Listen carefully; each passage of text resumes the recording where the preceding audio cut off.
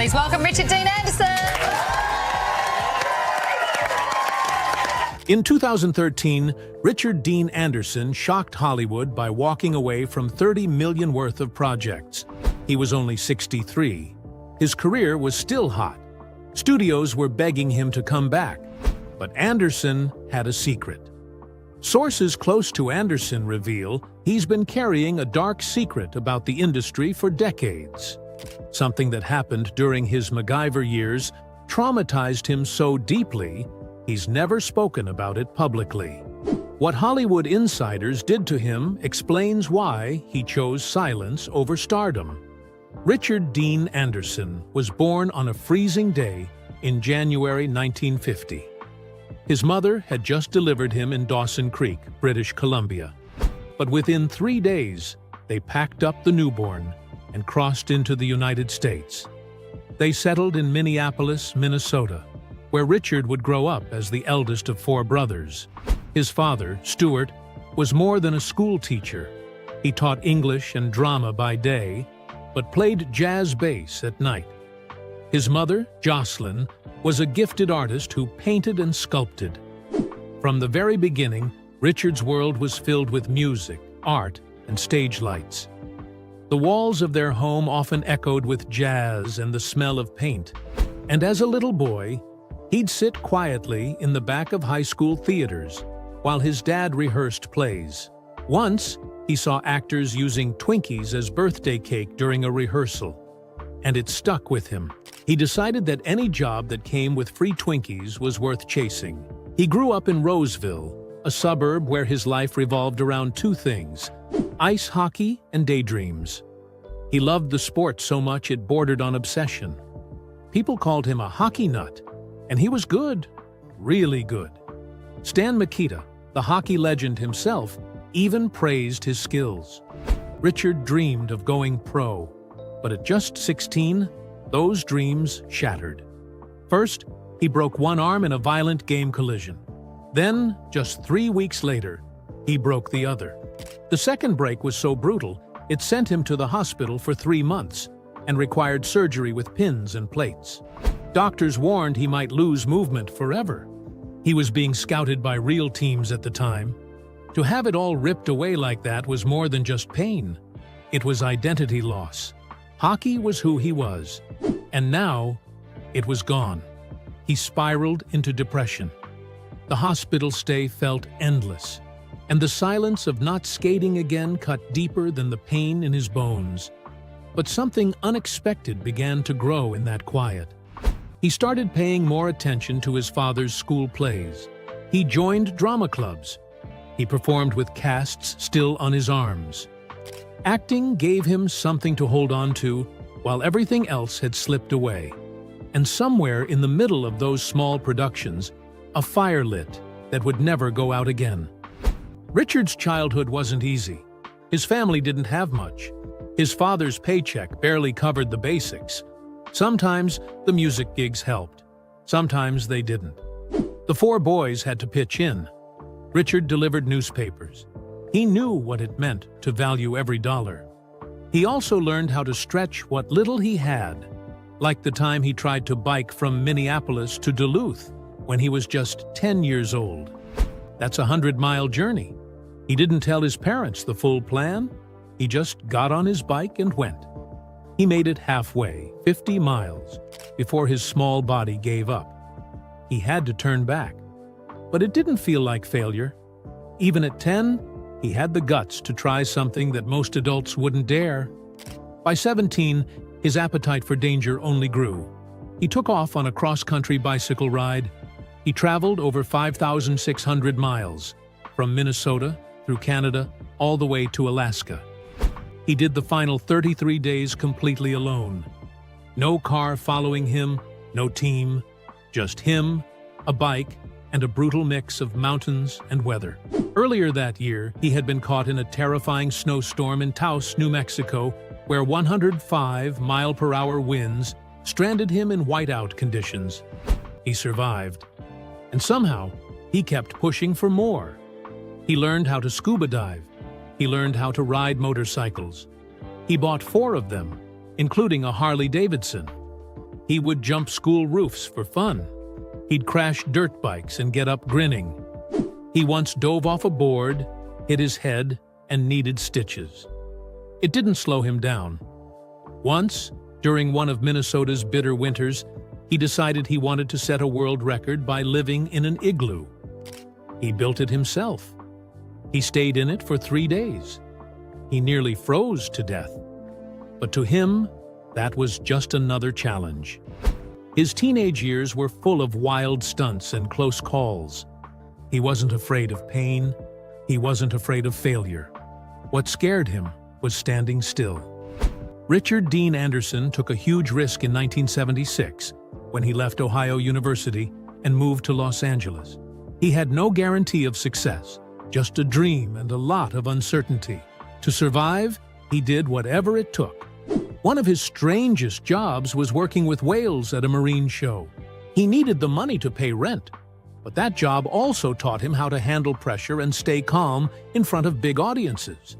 Before this, he had already sharpened his acting in New York City's theater scene. Every odd job, every small stage, was preparing him for something bigger. That same year, in spring 1976, everything changed. He landed his first big break on General Hospital. He was cast as Dr. Jeff Weber and stayed on the show for 5 years, appearing in 6 to 11 episodes. This happened just as the show expanded from 30 minutes to 45 on July 26, 1976. The ratings started climbing fast. By 1979, General Hospital became the #1 daytime drama in America. Anderson became part of that wave. He acted alongside stars like Denise Alexander and Stuart Damon. And by the time he left in 1981, he wasn't just another soap actor. He was someone producers had started noticing. From there, he didn't slow down. Right after General Hospital, he popped up in The Facts of Life in 1981 and played Brian Parker. Then he appeared on Today's FBI as Andy McFay, and even showed up on The Love Boat in 1982 as Carter Randall. These weren't random jobs. Each one was carefully chosen. He was proving that he could do more than just soap dramas. He wanted to show range, and he did. He worked with different crews, different directors, building contacts and gaining experience. But not everything worked out. Between 1982 and 1984, he was given the lead in 2 CBS shows. First was 7 Brides for 7 Brothers, where he played Adam McFadden for 22 episodes. Right after that came Emerald Point NAS, where he was Lieutenant Simon Adams for another 22 episodes. Both shows got canceled after just 1 season. 2 big chances, 2 big failures. For a rising actor, that kind of back-to-back flop can kill a career. But Anderson kept going. He watched, he learned, he paid attention to what audiences responded to. And then, in 1985, the role that would change everything came knocking.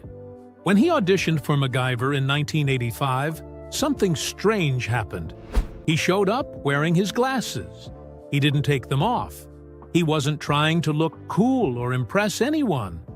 That honest, unpolished moment impressed the producers. They weren't looking for a typical action star. They wanted someone real. Anderson got the part. He had no stunt training, but he convinced them to let him do most of his own stunts anyway. 70% of the dangerous scenes you see, that was him. He believed in doing things himself. He hated guns in real life, and so did MacGyver. That match was perfect. The show exploded. From 1985 to 1992, MacGyver aired 139 episodes. Anderson went from soap actor to television legend. By 1990, he was earning $1 million per season. But the real money came when he negotiated producer credits in the later seasons. That meant he earned a cut from syndication, too. MacGyver was everywhere. Parents loved the show because it was smart and avoided violence. Kids loved it because it made science look cool. Even the word MacGyver became a verb. You didn't fix something. You MacGyvered it. In 2006, 14 years after the show ended, He brought the character back in a Super Bowl ad. That's how deep the character had sunk into pop culture. But success came at a price. In 1987, while filming a running scene across uneven ground, Anderson stepped into a hidden hole. He didn't just twist his ankle. His disc exploded. The pain shot down his leg. He couldn't walk properly, but he didn't stop. For a year and a half, he filmed episodes in terrible pain, swallowing painkillers and refusing help. He didn't want stunt doubles. He didn't want to show weakness, but the damage was real. Doctors warned him of permanent nerve issues. He finally gave in and had surgery, but the pain never fully went away. He carried it with him for the rest of the show. One of the most iconic moments in MacGyver's first episode came from Anderson's own childhood. As a kid, he loved taking things apart and building new inventions. That habit turned into the famous paperclip bomb. It wasn't in the original script. It came straight from Anderson's memories. He had actually built things like that growing up.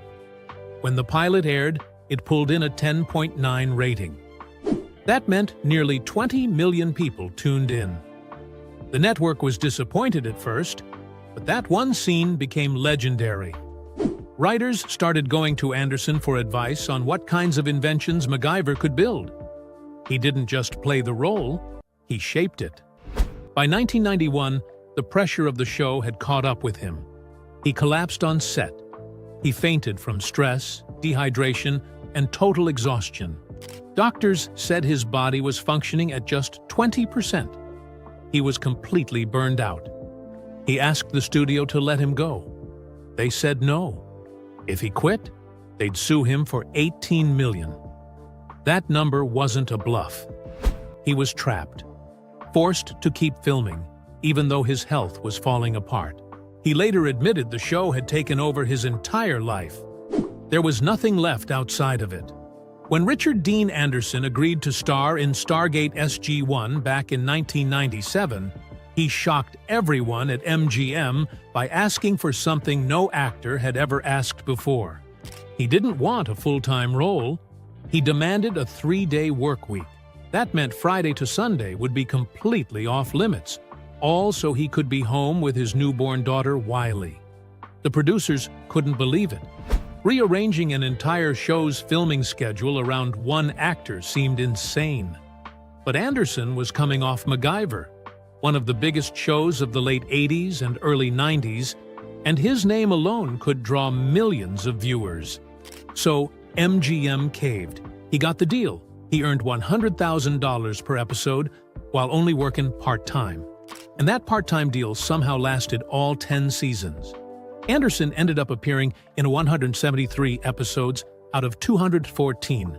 That 3-day contract became famous in Hollywood.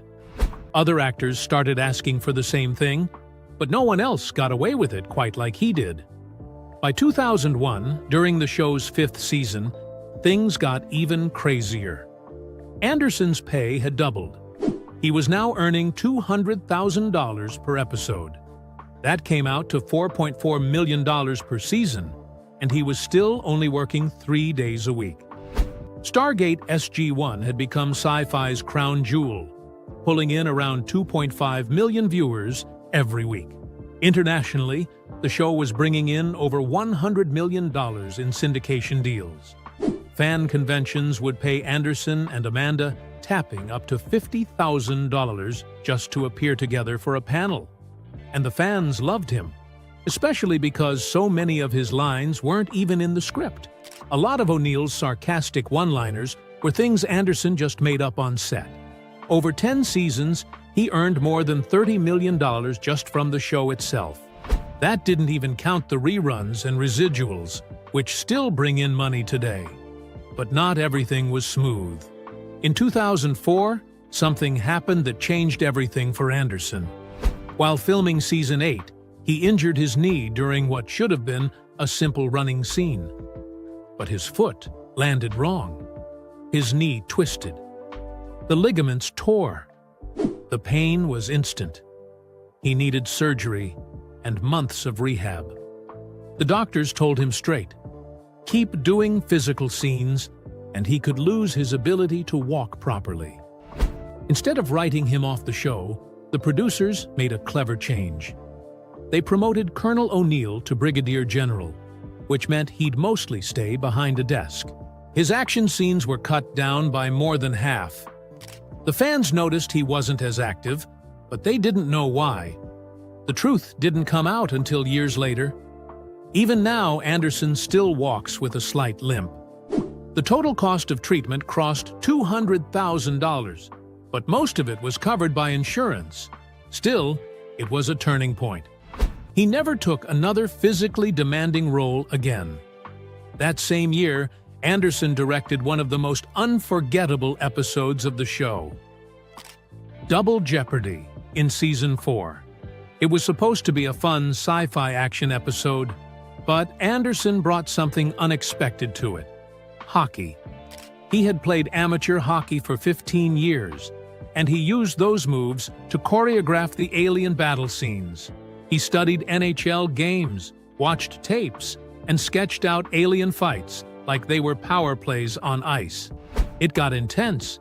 The episode went $300,000 over budget because he kept demanding retakes. One fight scene took 47 takes.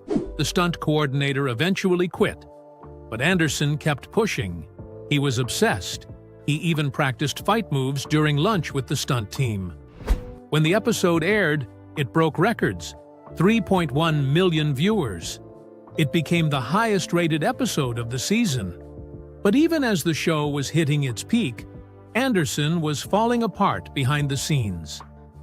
In 2001, the same year he won the Saturn Award for Best Actor, he was secretly dealing with a severe case of burnout. His 3-day work week might have sounded easy, but each of those days started at 5 in the morning and didn't end until 7 at night. He had no breaks. The pressure was crushing. He told co-star Michael Shanks it was destroying his health. He couldn't sleep without pills.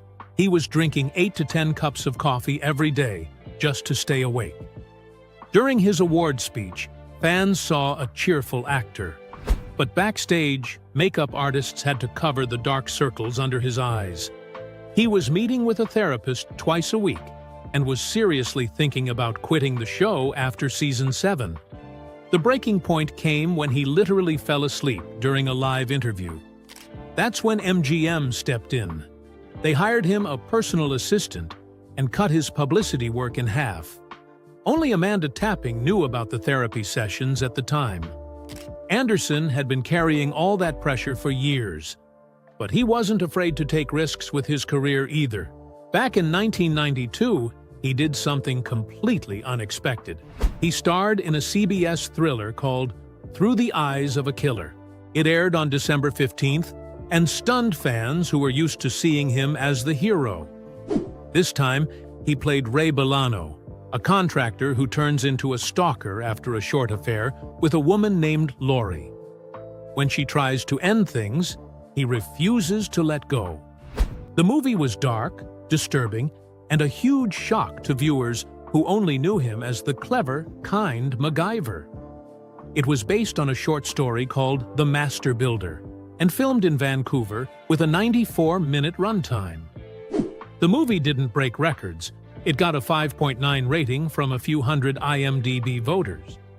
But it proved Anderson wasn't afraid to step out of his comfort zone and show a much darker side of himself. That same fearless attitude showed up again in 2006, but this time it was pure comedy. Anderson appeared in The Simpsons episode Kiss Kiss, Bang Bangalore, which aired on April 9th. The episode was written by Dan Castellaneta, the same actor who voiced Homer, and had actually guest-starred on Stargate SG-1 the year before. In the episode, Anderson plays himself and runs into MacGyver-obsessed Patty and Selma. What shocks them, and the audience, is that Anderson says he never liked playing MacGyver and only did it for the paycheck. They kidnap him, but he escapes using a contact lens to focus sunlight and burn through his ropes. Classic MacGyver. Then it gets even funnier. Anderson becomes obsessed with escape stunts and asks Patty and Selma to keep kidnapping him with new challenges. It was brilliant. He made fun of himself, leaned into the absurdity, and fans loved it. It showed a side of him most people never expected. Richard Dean Anderson had always been known as the man who wouldn't settle down. But in 1992, something changed. News broke that he was dating Katharina Witt, the famous figure skater from East Germany. She wasn't just any athlete. She was a 4-time world champion, and at the time, one of the biggest names in the world. Their relationship didn't even last 2 months. From March to April 1992, they were seen together, talked about endlessly in the press, and then, suddenly, it was over. The breakup hit when Witt was still deep in competition, and Anderson admitted the pressure from all the attention became too much to handle. People thought maybe this time he'd finally found someone to stay with. But just as quickly as it started, it ended. Before that, his most stable romance happened in the 1980s. From 1983 to 1986, he was with actress Cella Ward. They met on the set of a show where they played siblings. Off-screen, things turned romantic almost immediately. Cella had just moved to LA, and they started living just steps apart in West Hollywood. Even though they weren't married, they lived like a real couple. But his job on MacGyver meant 15-hour workdays, and they became what he called a weekend couple. Anderson later said it was a beautiful relationship, but marriage scared him. After they ended things, he dated Terry Hatcher from April 1991 to February 1993. It was almost 2 years, but once again, no long-term commitment. Both relationships ended on good terms. Still, everyone in Hollywood knew. Anderson just didn't marry. Then came someone who truly changed the rhythm of his life. Her name was April Prose. She was a wardrobe stylist, not a celebrity. In 1996, a mutual friend introduced them, and she didn't expect much. She thought Anderson was just another actor who would never commit. But after just one date, April called her mom and said she'd met the man she was going to spend her life with. They stayed together for 7 years. On August 2, 1998, their daughter Wiley Quinn Anna Rose Anderson was born. Anderson was 48. He had never married, but now he was a father. He didn't marry April either, but they built a life together. When they eventually separated in 2003, there was no bitterness. Anderson said his only focus now was his daughter. But years before Wiley was born, one short romance nearly changed everything for the worse. In 1995, Anderson started seeing Lara Flynn Boyle. She was 25 and one of the most talked-about stars in Hollywood, thanks to her role in Twin Peaks. The media didn't let them breathe. Their 21-year age difference became a constant topic. Tabloids followed them everywhere. Anderson, who had managed to stay private for most of his career, said it felt soul-crushing. The relationship ended fast, but the headlines didn't. He said later that this was when he truly realized how toxic the spotlight could be. After that, he began retreating from public life. In 1997, when he started filming Stargate SG-1, he made a major decision. Instead of staying in LA, he moved to Vancouver. He wanted space. He wanted quiet. He wanted privacy. 8 months a year, he stayed in Canada, avoiding red carpets and Hollywood parties. He hiked. He played hockey with friends. And when Wiley was born in 1998, that peace became even more important. His Vancouver home became a sanctuary, a place to just be a dad. Wiley's birth wasn't peaceful, though. It was terrifying. She didn't breathe when she came out. She didn't cry. Doctors rushed to save her, and Anderson stood frozen, trying to stay strong. When they finally said she was okay, he broke down in tears. Later, he said it was the most overwhelming moment of his life. It completely changed him. From that day on, everything revolved around her. After his split from April in 2003, Anderson became a full-time single father. He didn't complain. He embraced it. He took over all parenting duties, diapers, feedings, everything. Even in his late 60s, by 2017, he was still driving Wiley to school every morning and picking her up afterward. He gave up acting. He chose quiet days on his Malibu farm over sets and scripts. He said even waking up at 3 a.m. to check on her was never a burden. She never cried without a reason, he said. Becoming a father at 48 hit him harder than he ever expected. During Wiley's first year, he cried almost every single day. When April first told him she was pregnant, he tried to stay calm. But soon he was reading every parenting book he could find. He even joined yoga prep classes for the delivery. He couldn't stop staring at his daughter. The man who had once been called Hollywood's most desirable bachelor had become a man who stayed home, ignored phone calls, and just held his child. In 2013, he made a choice that shocked everyone. He quit. He walked away from the industry completely. At 63, with Stargate behind him and MacGyver long gone, he decided he would no longer chase scripts or money. His daughter was now 15, and he didn't want to miss a second. His body was tired. The stunts had taken a toll. But more than that, he didn't want to repeat old mistakes. People like Terry Hatcher had once told him he was never home. He didn't want his daughter to say the same. Between 2023 and 2025, he turned down more than $23 million. Netflix offered him $15 million for a documentary about his life. He said no. He didn't want his life turned into content. Disney offered $5 million for 5 Stargate episodes. Paramount offered $3 million for a single MacGyver reboot episode. He didn't even reply. A news outlet wrote, "No actor in Hollywood history has turned down more money, more offers, and more fame than Richard Dean Anderson." And yet, he didn't regret it. The reboot wasn't true to what MacGyver really was, he said. He wasn't interested in fake nostalgia. He only said yes to things he believed in, and those were becoming fewer and fewer. In May 2025, at a convention in London, Anderson shocked fans again. He didn't talk about fame. He didn't praise the industry. He called Hollywood a soul-killing machine. He said it no longer cared about people, only money. Fans were stunned.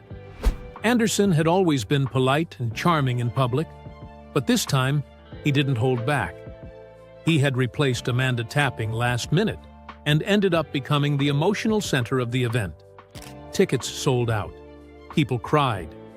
He wasn't selling stardom anymore. He was telling the truth. Now at 75, Anderson lives a quiet life in Malibu. He has an estimated net worth of $30 million. His home alone is worth $9.5 million, and he pays $112,000 a year in property tax. But he's not focused on luxury. He works with environmental groups. He serves on the advisory board of the Sea Shepherd Conservation Society and helps fight illegal whaling. He supports youth programs. He attends only 3 fan events a year. His life is about peace now. He didn't retire to escape. He retired to be present. He chose silence over noise, real life over the spotlight, and above all, he chose to be a father over being famous.